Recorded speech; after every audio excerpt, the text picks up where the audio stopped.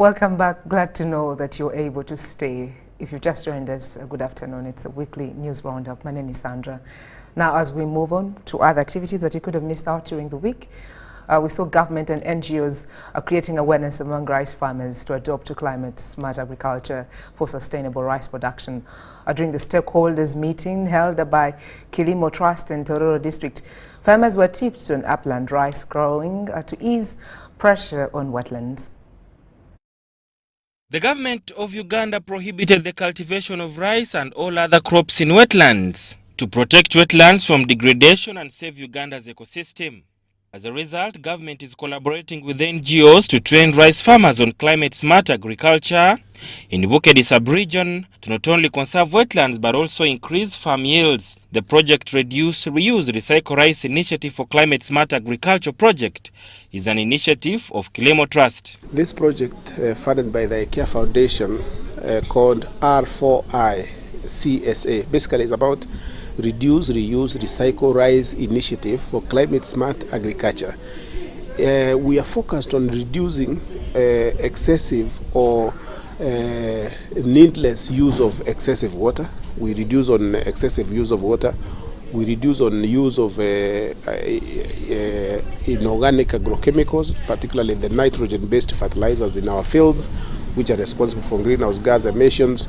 So today we are focusing on educating farmers, for instance, on why it is necessary, together with the research data, because we are working with our scientists from Naro and also scientists from even across the region, to basically show through empirical data that actually rice doesn't need to have continuous flooding.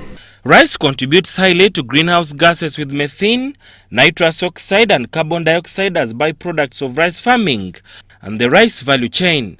Rice is responsible for 10% of the global methane emission. The R4I CSA project is designed to increase rice productivity, improve rice resilience and reduce greenhouse gases. Rice has played, in terms of all the agricultural crops, rice plays a very key role in terms of greenhouse gases emissions because of its way of production in the flooded conditions and the inputs that are used within those wetland conditions. So there's a lot of greenhouse gases emissions from rice production areas. Secondly, rice production under wetland situations requires a lot of water, basically flooding the fields for the rice to do well.